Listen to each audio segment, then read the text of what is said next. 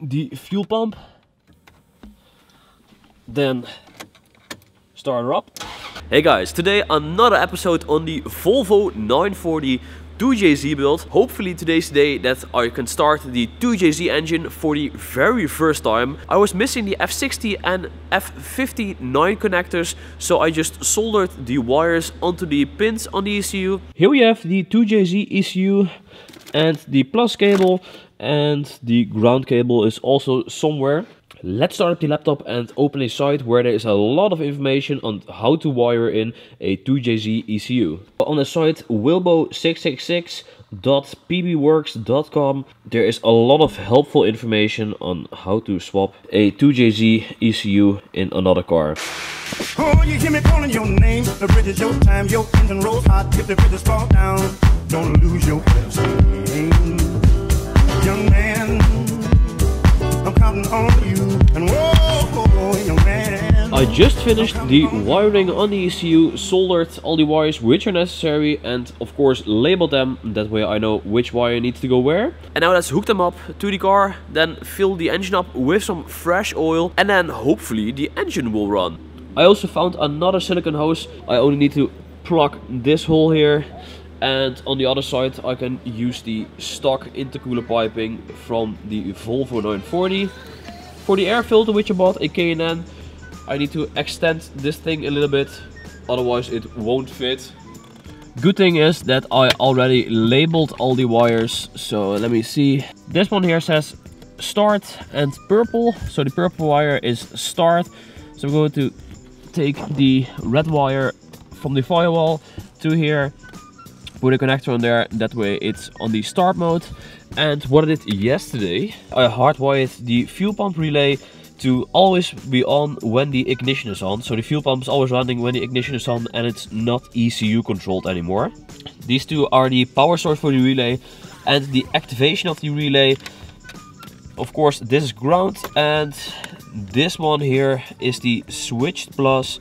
That way when I turn on the ignition, the relay activates itself, and then the power from here can go straight to the fuel pump. We're almost there guys, all the wires are hooked up. Now I need to put the battery in the car, hook up stuff like the alternator, the starter motor, and the ground of course on the battery. The ECU is connected, then put some water in the engine, of course in the cooling system, then some oil in the engine itself, and then hook up the intercooler piping. So hopefully the 2J will start immediately, but I'm a little bit worried it won't. But hey, all my engine swaps normally start the first time, so hopefully the 2J will also start the first time. But first, let's take a lunch break, and for you guys it will be only a few seconds. This here is the BF2 connector, and I need to hook up this thing and this one to a switched 12 volt output.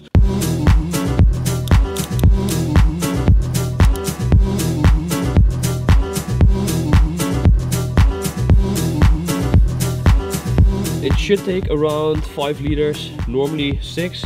But since we made the sump a little bit smaller, it probably will take a bit less. I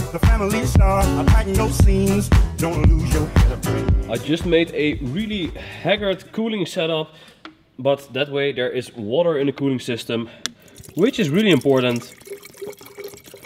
So once it's filled, I'm going to try to start the car, and I need to figure out something for the air filter.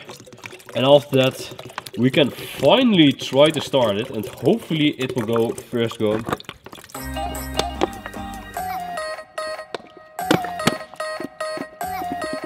Now there's water in the cooling system, and now let's hop on to two very nerve-wracking things. The first one is putting the ground on the battery, and after that I'm going to try to start the 2JZ. And I will start it for a very short time, because there are a lot of things which I need to do correct and are now just on there, that way it will start up. So let's find out if the 2JZ will start. Let's put the automatic transmission in park.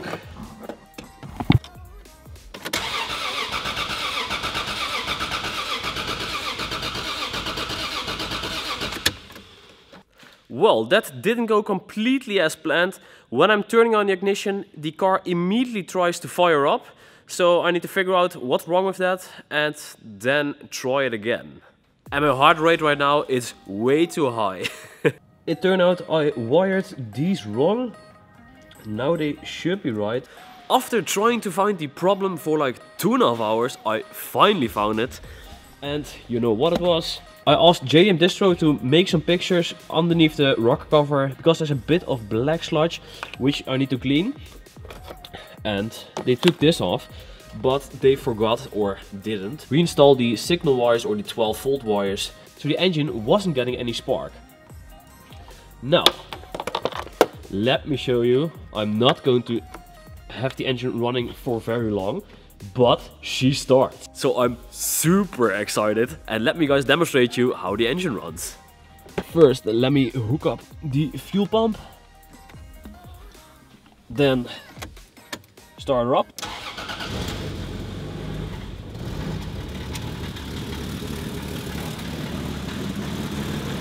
As you can hear, she runs. Nice.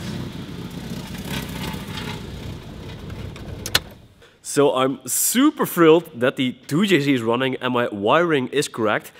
That means that I can now focus on getting everything tightened properly and making sure that there aren't any leaks from the exhaust and other stuff. That way everything is 100% like it should be. And yeah, as you can see, I'm super thrilled that the 2JZ is running. It's really awesome that so much subscribers send me messages on Snapchat. When is the next video coming out? And great work on your 2JZ project. And they're asking all kind of questions.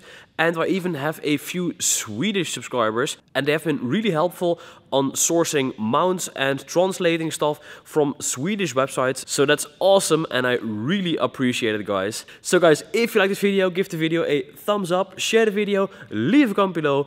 If you haven't already and want to see more of the 2JZ Volvo, make sure to subscribe. And I'll see you guys next time. Bye.